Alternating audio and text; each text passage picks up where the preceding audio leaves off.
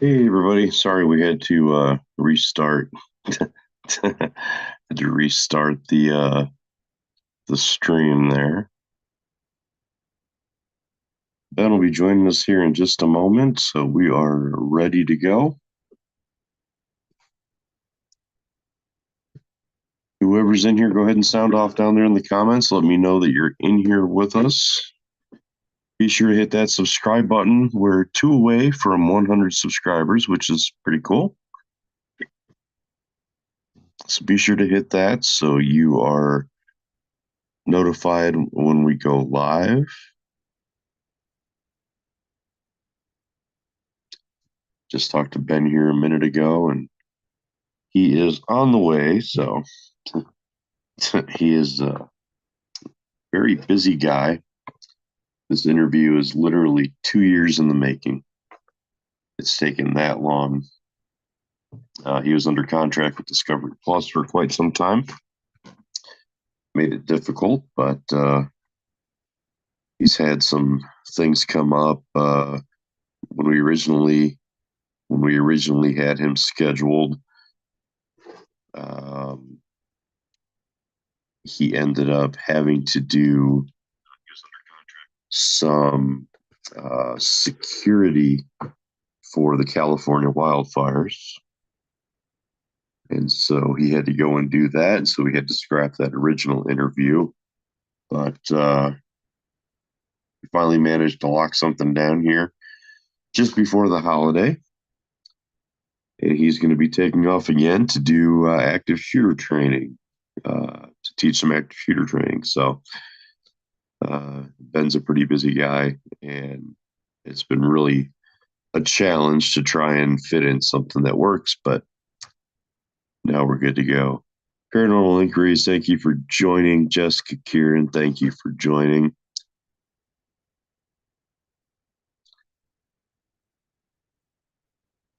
What did you get for Sean? Hey, I like presents, and Christmas is coming up, Jessica. So, just saying.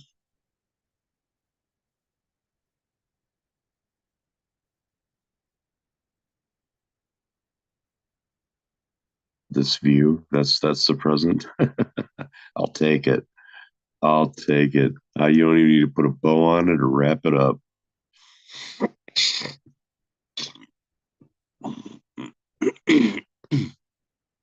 So,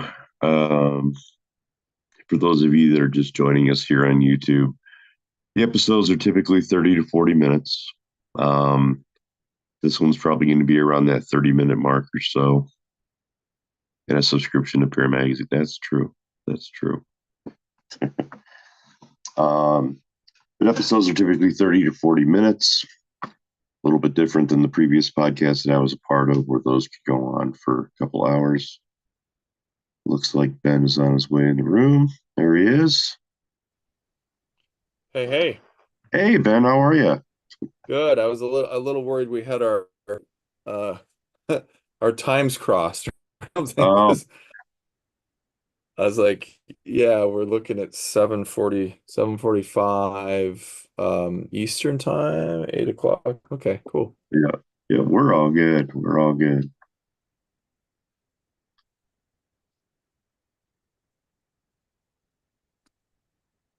And we're just about ready to start here. We are currently live on YouTube. So, everybody Okay. that is currently watching us on YouTube, the man, the myth, the legend, Ben Hansen. I do appreciate you taking the time out to do this. I've been telling No worries. everybody this is literally 2 years in the making now, because I think when we first started to try and book you guys with the previous podcast that I was a part of, and at the time you were under contract, and it was just a difficult thing. So we finally got you in between all your Yep. adventures. So It has been tricky. Life gets busy quick. right. Well, I'll tell you what. Before we start recording for the interview here, it's very simple. I don't follow a format. I start talking, let the conversation develop itself. I think it keeps it more interesting that way. My podcasts are typically between 30 to 40 minutes in length. The idea is that people get in their car, turn on the podcast, and have it done by the time they get to work. So um, the structure is pretty open. Um, Okay. so, Yeah, I like I said, apologize. I don't have the amount of time I'd like to. oh, I have you're a fine.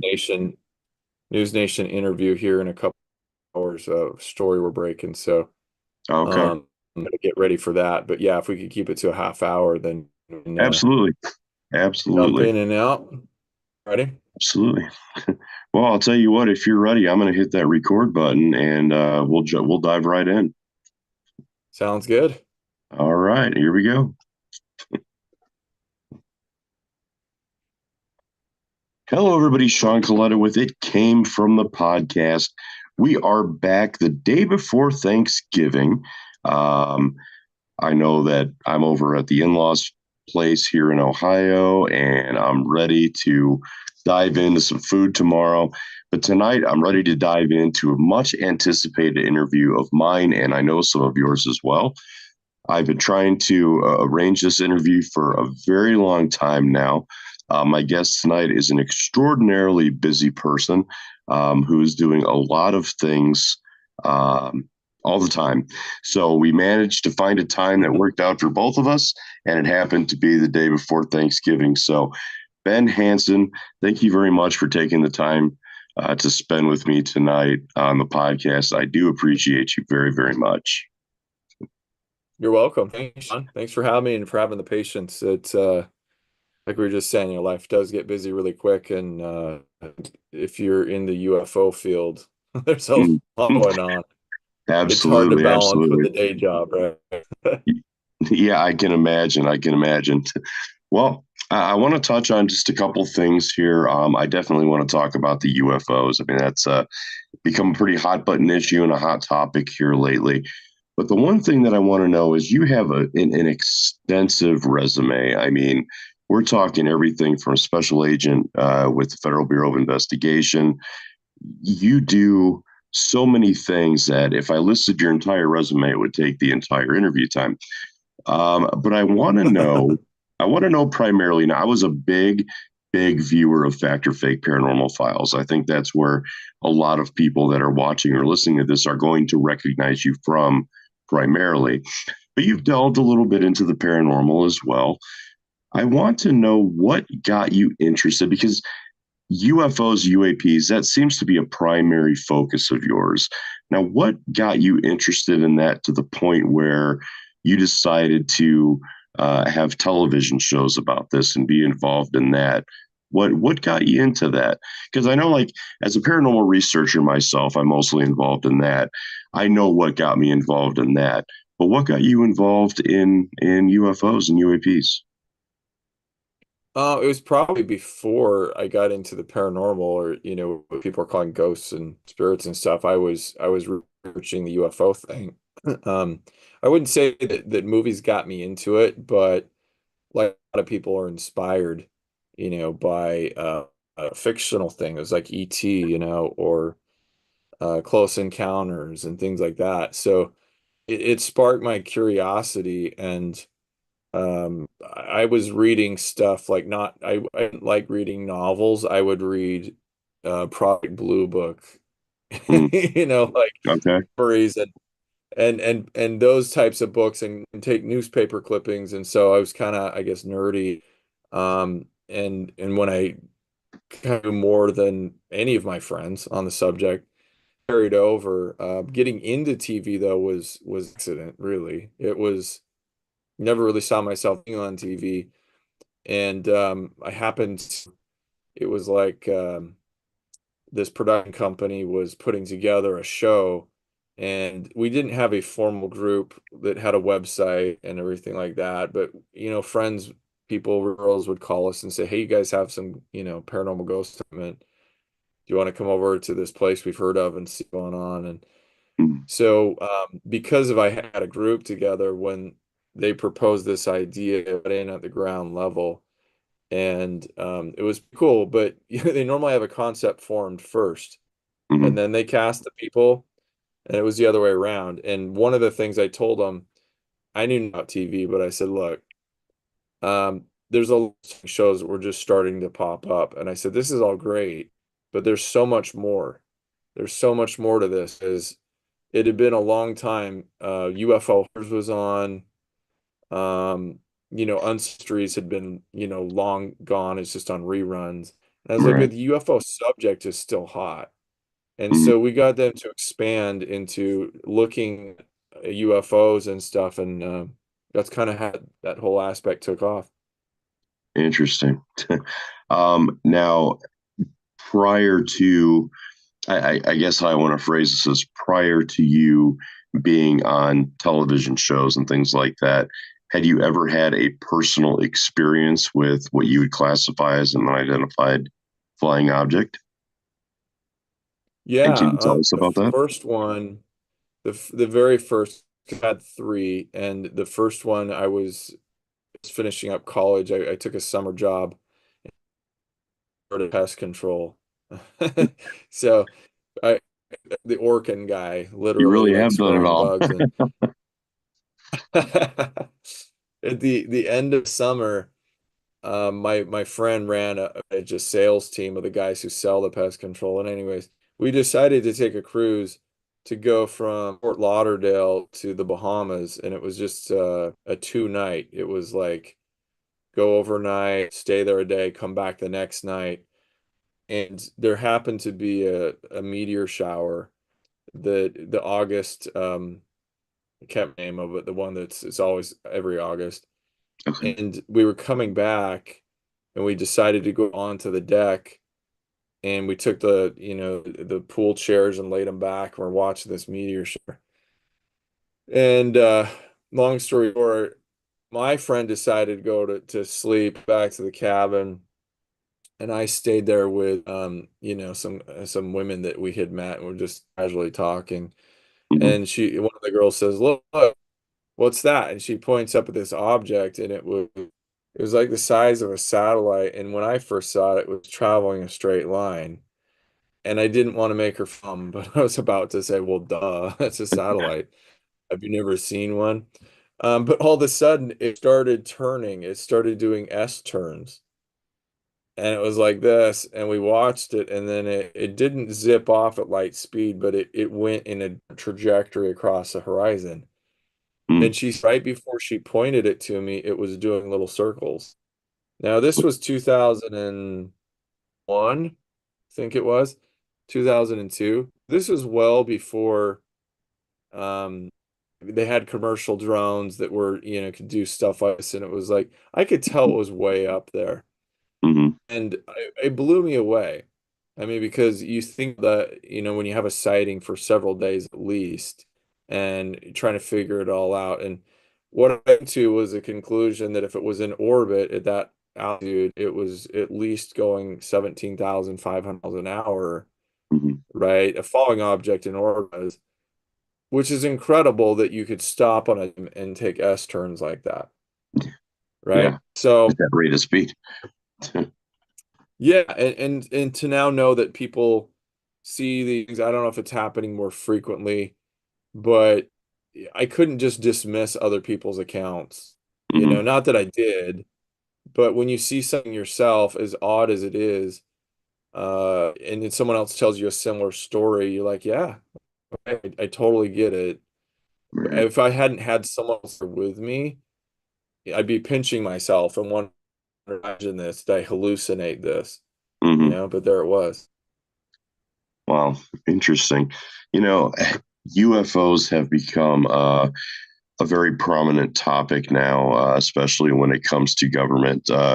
I can't ever remember a time where there were congressional hearings about these things. What do Hmm. you?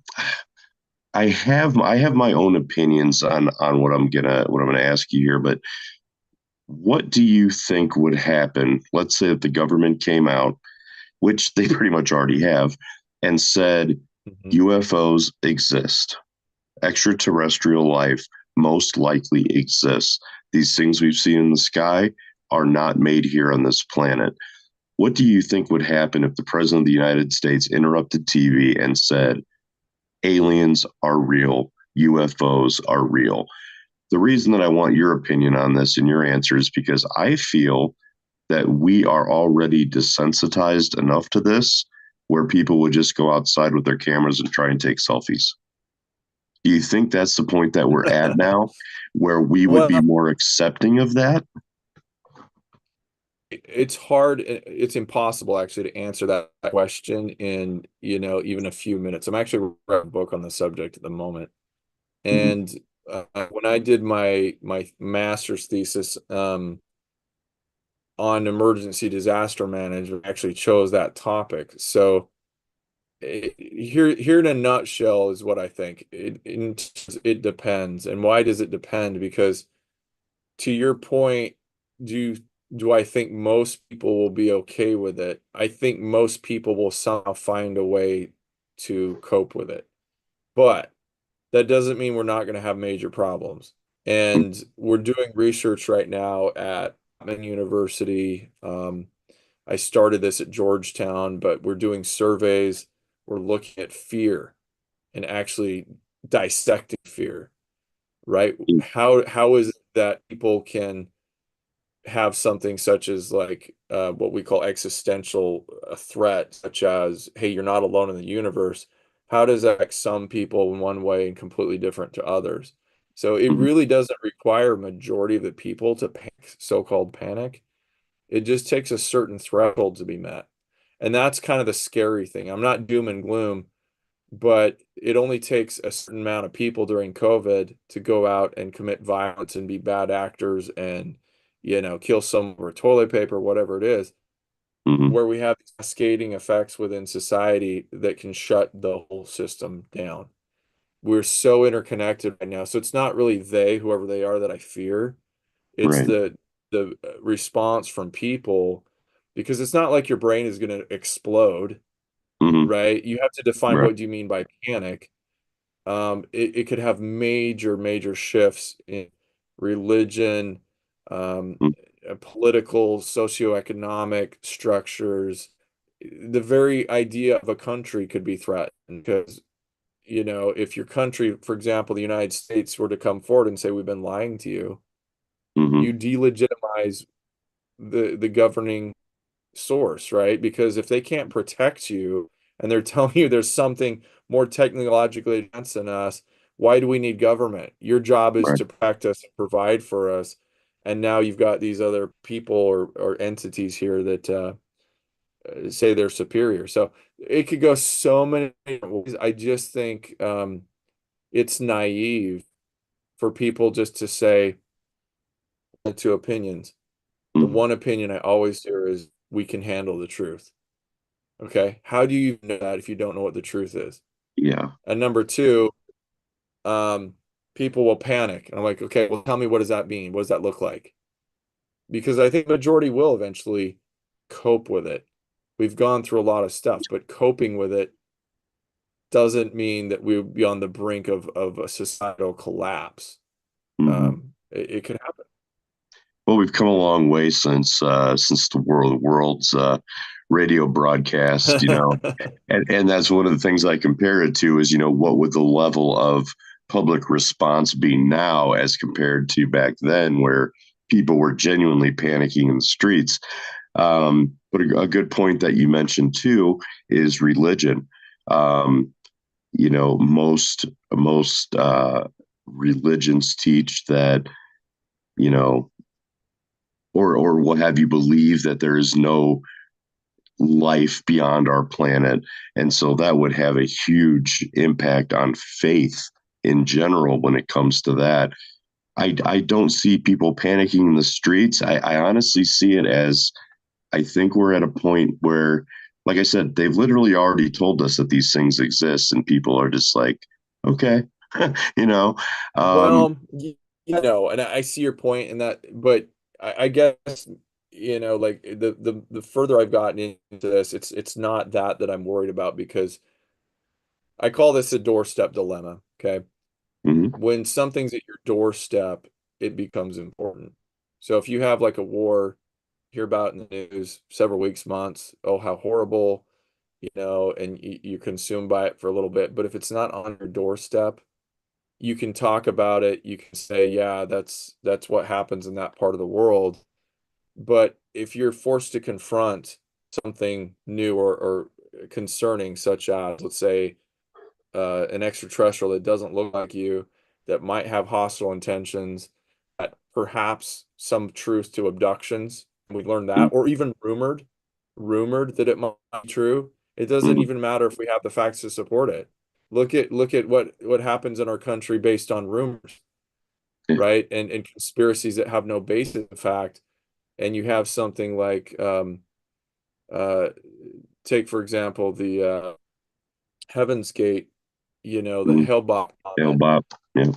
And they too believed that extraterrestrials were here, but they believed it because somebody posted a photo online that showed a UFO following the comet.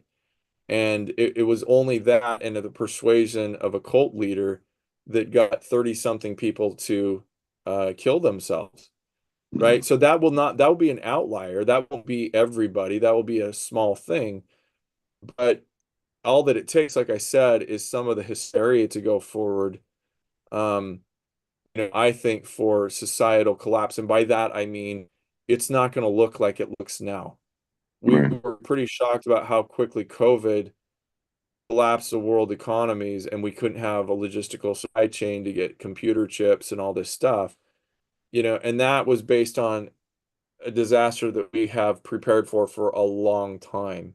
We have plans, extensive plans for pandemics, right? But we don't have an official plan for this. And this is psychologically based. And Mm. and there's that it's the fear of the unknown, right? And so I think because we're going into this new territory, we just need to have some caution. I'm not against disclosure at all. I think we all want it, Mm. right? But I think we Yeah. need to approach it carefully and say, before we dive into this and we force government to open things up, how are we going to do it in the best way possible so that the vulnerable people, let's say the vulnerable ones who can't cope with this, aren't going to cause the rest of us to enter into a collapse? So, I mean, it's a fascinating subject. It's just that Yeah. I don't think there's many people who have given it as much thought as I have in trying to actually put the research to it. So, Right. yeah, Right. Well, and I've got a comment here on YouTube from Patriot Paranormal. Says if a bunch of ships came and landed, people would lose their minds. Well, absolutely. I mean, that's the equivalent of a foreign air force yeah. flying over our house. I mean, that's a I would want to say a traumatic thing, but yeah, I can Well, in understand. their scenario, they're pointing out a really good point because in their scenario, like we can't just simply blanketly say that we're going to be okay with it because most people already believe, right? You Hmm. can't say that because believing in it is not having that entity face to face. It's not Hmm. having every No, major city in the tangible. world like signs or Independence Day with huge motherships. I mean, that would be utter panic for so Hmm. many people. Oh So yeah. how it comes about is very important. We can't just say contact will be fine. We don't know. You don't know how it's going to come about, how quick it's going to come about, how much knowledge we're going to know about them before we come face to face, if we come face to face. Mhm. Is it going to be a bacteria on a moon of Mars? What is it going to be? Right. Yeah. All good points. All good points. Now, you had mentioned something that I guess had thought the opposite of, that there is no plan, no governmental plan for extraterrestrial presence on our planet. Like there's no. There's no forward facing public plan. There are, I've been told Okay. there are a couple think tank groups. They're Hmm. smart people supposedly trying to put this together. There's no forward facing plan. And how do I know that? Because in my research and when I was at Georgetown, I met a couple former FEMA admins. We toured FEMA headquarters. We talked to DHS executives. If you're going to implement a plan at some point, even if there's a secret group forming the plan, they're going to have to disseminate it to the structures already in place, like the FEMA's, the DoD. they're going to have to be aware of it because they're the ones that have the resources to carry out the communication, how we're going to keep people from doing X, Y, and Z. And if Hmm. they're haven't planned it and they haven't done exercises and tested it out, there is no plan. And so I'm telling people, just trust me, it's going to have to be brought forward pretty soon. But how do you do that? How Yeah. the only thing you can really do is say we have something similar, which they've been doing with near Earth objects, Hmm. asteroids.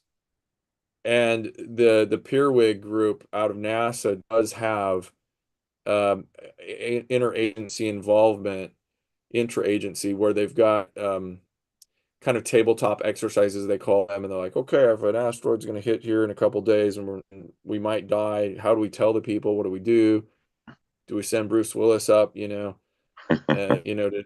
try and knock the thing out of orbit? It's not the same. It's Right. completely not the same because we've never had an event like that to know what it's going to be like in those last Mhm. few days, Yeah, and I you think know? using Hollywood as a reference to combat possible Earth changing events is not the way to go. But I'm sure if you send Bruce Willis up there, he might be able to do something. You never know. Yeah, the subject of UFOs and UAPs has really started to interest me here in the next couple of years, and or in the past couple of years, and that's why one of the big focuses on this podcast happens to involve aliens and UFOs. I've expanded to different categories of things, so I enjoy having people like you on who can add to add to these stories, fill in the gaps, things like that, and provide some information that I haven't heard before. So I appreciate that. Um, on the other flip side of our interest happens to be the paranormal. Now, I've been a paranormal researcher for a number of years. I was part of a team, which I'm no longer a part of, but I have my own new team now, and I'm entering into a different realm of investigating. I'm not a big equipment guy, I never have been. And so now I'm moving into more scientific research. When it comes to paranormal investigating, what excites you about that? Um, what's the thing that says, okay, this is another one of my big interests? So I'm kind of with you. I don't think you need a lot of gear and tech um, to experience things. However, one of my primary interest is how technology is starting to capture this. I mean, because I don't have some of the big questions other people do. I've always believed in life after death. So I Mhm. never got into it trying to prove that to myself. It was already sort of a given. I didn't need evidence of it. But the first time I captured an EVP, I was like, wow, I know who is standing by me. I know people weren't whispering. Here's this voice right in the record of this, none of us. Yeah. So that fascinates me. Um, and like a lot of people, I do like to test my limits and to go to a place is kind of scary because something on the other side might be aware of you or trying to Mhm. contact you. Um, so there's a thrill aspect, but from the scientific approach, I wish we could catalog and uh, record and identify sort of like a crime scene and be like, okay, I'm in this location. This particular individual is always here. Why? Because I have a voice print, of them on this EVP and they're always in this hallway. So to prove, hey, there are individuals, that hang out or actively haunt a location, and you kind of form a hypothesis and do research with a purpose, right? Some Mhm. people just kind of go in and poke around and, ooh, something moved and kind of scare themselves and call it good. Yeah. Um, The I'm weekend getting up there in warriors, we age. call them. Exactly. I don't know. I need a purpose. I don't have time just to, I got a whole slew of stories to tell my grandkids, when I have them, but Mhm. I don't need any more stories. I want to figure out how technology is doing this. Yeah. Yeah, and there's so many things going on right now in the realm of the paranormal with equipment development, IDC equipment. I have some very good friends that are out doing incredible research right now. Some of the big things that are happening that are on the negative side of the paranormal are um, clickbait, putting the word demon on your little YouTube video to try and get Hmm. clicks, a lot of fakery. There's a lot of things out there that are negatively affecting what we're doing, the positive research that we're trying to do. But uh, you can't let that get to you. You can't sit around thinking, well, all these guys out there are trying to ruin this field. I've also worked in professional wrestling for the last 15 years. And so when it comes to things being fake or things being, uh, negative talk about something, I'm able to take it pretty well. Um, but the paranormal, I've had some experiences that leave me asking, why did this happen? Where did it come from? It makes you want to keep digging deeper. And, Hmm. we'll never have all the answers. I mean, maybe one day when we're no longer here anymore and we're on the other side of that fence, but people need to realize that the the realm of paranormal investigating and paranormal research, people need to share information. And this also goes back to when we're speaking of UFOs and UAPs. If you have an experience, you need to share it. I think people are becoming more comfortable with sharing information about these kind of topics. If we're looking, going back 20 years, I'm 48 now. Going back 20 years, people would never come forward with these stories because they'd try and have you committed to uh, an insane asylum. But I think we're at a point where people are becoming more, what's the word I'm looking for? More comfortable, I guess, with reporting these things. So I think as time goes on, we're gonna hopefully keep going in that direction. I hope that we have some answers to our UFO questions. I am a firm believer that this universe is way too vast for there to not be something out there. I have a good friend of mine, Phil Gibson, who is a paranormal or part-time paranormal investigator now, but now he does photography, star photography, and taking photos of galaxies and faraway stars. And you look at some of these pictures and you can just get lost in them. And I just want to tell people, if you think that there's nothing else out there, it may not look like you and me. It may not be a bug from uh, some of these Hollywood movies. It may not be Alien versus Predator, but there's something out there. I really believe there is. And maybe one day people like you will be in the right place at the right time to have the input to maybe kickstart things along a little bit. And who knows, you might be the key to disclosure yourself, Well, I don't know which about which would be pretty cool. that. Hey, stranger things have happened, right? Yeah, Um, yeah. so yeah, well, I'll tell you what, Ben. I know we're nearing kind of the end of our time here, so I'm going to wrap it up with you. Again, I appreciate you so much. It's an honor to have you on the podcast. Why don't you let everybody out there know where they can find you and follow you on social media, what projects you're involved in right now, because I really didn't get a chance to talk about those, and what you have upcoming books, upcoming shows, anything else you can talk about. Sure. Yeah, my website is benhansen.com. It's Hansen. It's a little bit early. I know there's some conferences that I'm going to be attending, out in Wisconsin. I'm sorry, Ohio, the Mansfield, the Parapsychon, which I've been to several times. I love that one. Yeah. Pretty sure they're going to do Roswell Festival again in July. Not sure about Contact in the Desert yet. They haven't announced anything. But yeah, I'll be around a little bit throughout the year at conferences. The book, it's going to be a while. Okay.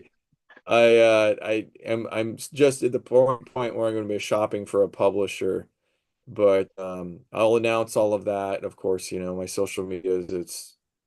just Google Ben Hansen, find Twitter. I haven't really spent a lot of time on social media lately, and it's been great, to be honest. There's too much negativity there, Yeah. and my life is so much more simple because I don't, I do care what people think. I obviously do, but I don't want to care about people who have nothing of value to add, Yeah. right? I agree. Everyone's got opinion, but to be respectful and to build upon it is what I care about, and life is so much better when you cut the other stuff out. So Yeah. I'll get on, post something about what I'm working on or see me here or there, but otherwise don't have time to engage with people. So Gotcha. yeah.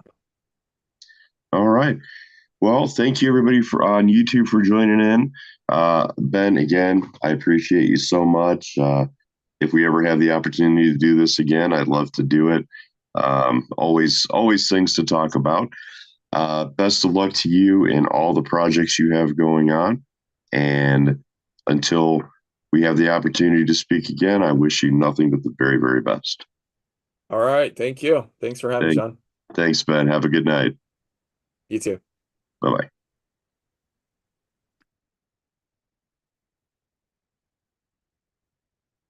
All right, everybody on YouTube, thank you very much for joining. I know that was a uh, relatively short interview, about a little 30 minutes or so, but that was the plan. Um, that actually, since we've been trying to put this interview together, that has always been the plan. I won't tell you why because it's funny and it's not meant for you. Uh, but hey, thank you everybody for joining in. Patriot Paranormal, I appreciate you. Reach out to me. Um, we'll see if we can get Ben on your podcast. Again, it's not easy. As you've heard, he's got a lot going on, but we'll see what we can do. Um, Paranormal Inquiries. Hey, I love you guys. Thank you very much for joining. And everybody on YouTube, be sure before you leave, hit that subscribe button. We're at 98 right now. It'd be pretty cool to be able to get to 100. Again, as I always say, I'm not a big numbers guy. I really don't care. I have OCD, and I think it looked better as 100 instead of 98. So anyway, thank you guys for joining me, and we'll be back again in a couple weeks with our next guest, and we're rescheduling Mike Ricksucker as well. So thank you, everybody. Have a